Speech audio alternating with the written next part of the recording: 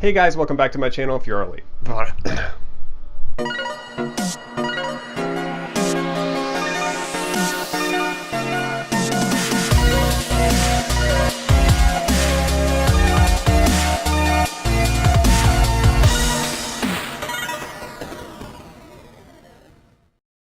Hey guys, welcome back to the channel if you're already subscribed. If you're not subscribed, hit that subscribe button so you can see my videos of the future. I can barely talk. Alright, so let's take a look at my first pickup for the week. That is a Sega Mega Drive game, and it is Psyblade. Psyblade is a really boring talking game for the Mega Drive. It was released in 1988 on various Japanese computers, and then later ported over to the Sega Mega Drive in 1990. I call it a talking game because basically that's all you're doing is talking, and more talking. Basically this game revolves around a 17-year-old kid named Keith McDonald. So basically with this game, the Earthlings see no future in Earth because of all the nuclearization and mayhem of the three major parties that plague the Earth now. So everyone's making killer satellites and trying to branch out and take over the world pretty much. So basically these Earthlings decide to branch out and beyond the solar system, I guess you could say, and they end up sending out a ship called Septimius 1, which eventually vanishes and they have no more communication with it. So they send out a new crew with Keith on it, and that's called Septimius 2, and that's all part of the game. You're going to investigate what happened to the other ship that went out to explore outside the solar system. Now this sounds a lot like the plot for, what's that movie called? Event Horizon. Although Psyblade was released in Japan, it just now recently has been translated by fans. And I can't say that it makes it any more enjoyable. Pretty cool peripheral item. Peripheral. I guess I'm saying that right. I don't know. It's a mouse for the Sega Saturn. Known as the Shuttle Mouse, it was originally released in Japan in 1994 for simulation-oriented games. The Shuttle Mouse is a 4-button ball mouse, which shipped with its own light blue mouse pad. Unlike the original Sega Mouse, the Shuttle Mouse was only officially released in Japan.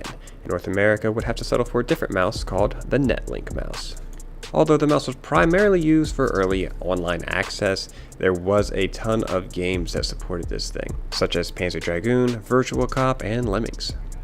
Alright guys, another item that I found this weekend, I'm pretty excited to show you guys, is the exclusive Nintendo 64 console, the Diehawks N64.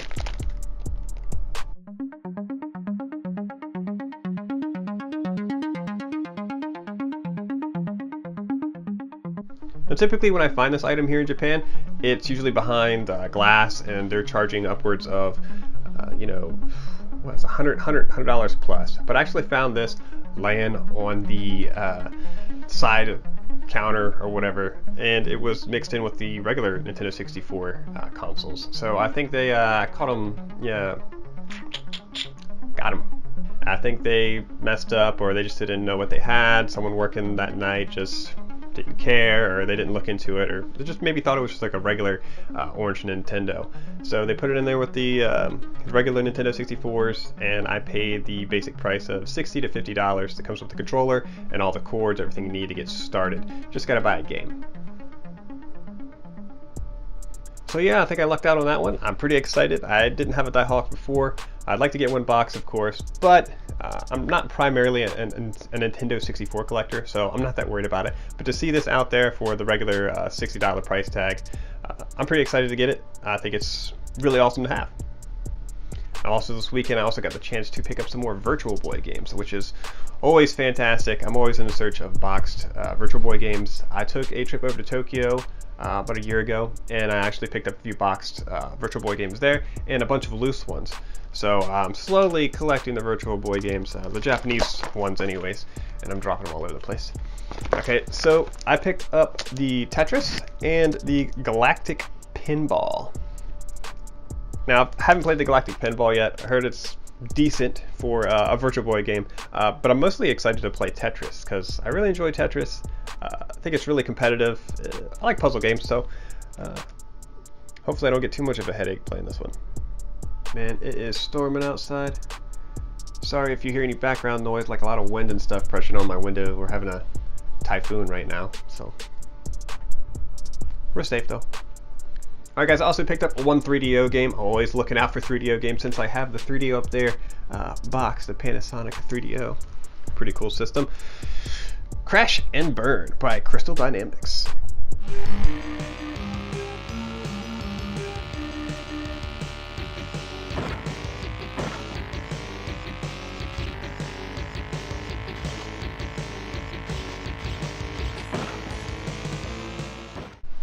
Next up on my list is Afterburner 2 for the PC Engine.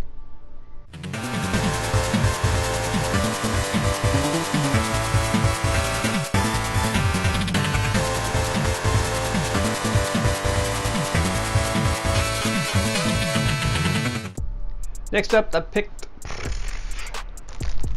have a Super Famicom game. Never heard of it before, never seen of it before, never played it before, and you probably haven't either, and that is Super Mario Kart.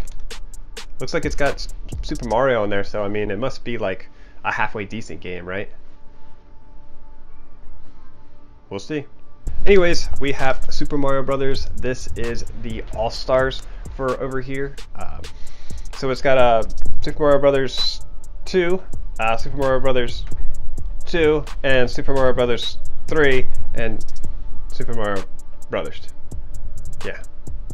If you don't already know the story about Super Mario Brothers 2 over here, and then the Super Mario Brothers 2 that we got in the States, that's a video for another time. Basically, Super Mario Brothers 2 was, for Japan, was a completely different game from what we got in the States, and the Japanese version, and the American version, which is USA, what they called it over here. They actually got our version as well, and it's called Mario USA, Super Mario USA.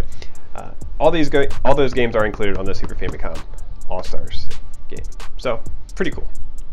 Oh, and by the way, if you're wondering why I have the plastics on them still, and I'm not opening them up and like rummaging through them, it's because some of these boxes are kind of bent up just a little bit, or, you know, they're made out of like cardboard and paper, so I don't want them to get all like messed up by putting them on my shelf and stuff. I already have these games loose, so I'll play the loose games.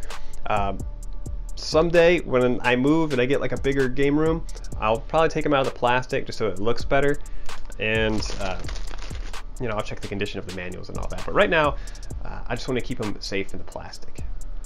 And now we have a Famicom game, and that is Athena.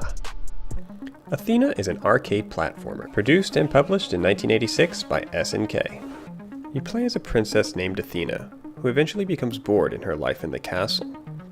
As the boredom ensues, she decides to open a door in the basement of the castle, which was to never be opened. The door leads you to some alternative world where beastmen and monsters run around causing mischief and mayhem, where you'll have to defeat them in order to make it back to your own world. Speaking of boredom, this game's boring-ass storyline about a bored-ass princess doesn't add much to the boring-ass gameplay at all. Now, due to sprite limitations, you'll be dealing with constant sprite flickering as well as a clunky, uncoordinated jump action.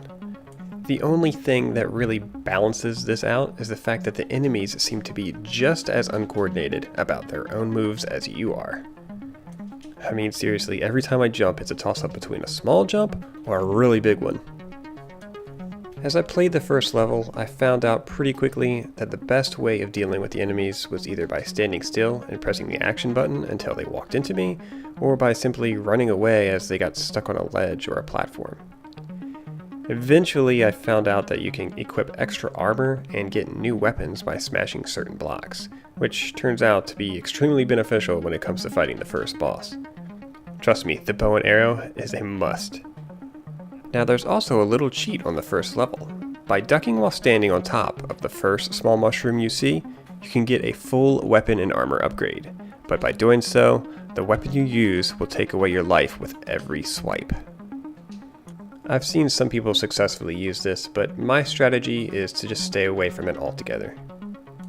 You can also use your helmet that will allow you to jump and headbutt blocks directly above you. Now this becomes important for the second level, because the second level really requires you to destroy certain blocks just in order to proceed. Now altogether I must say Athena is a terrible game, but it is desired and expensive because it wasn't mass produced, and obviously not very popular. I see this game loose around here. I've seen it boxed once. I see this game loose around here a lot though. Usually it's going for like $30 to $40. I actually picked this one up for $13, so I think that's a score. I don't know what my shoulders are doing. The why can't I say Sega Saturn, right? Every time I go to say Sega Saturn, I can say it with a country accent. The Sega Saturn mouse. Now I sound like a robot. What the hell? Every time I see a ball mouse, it just makes me think of balls. Remember in school, we used to like take the balls out and like throw the mouse balls everywhere?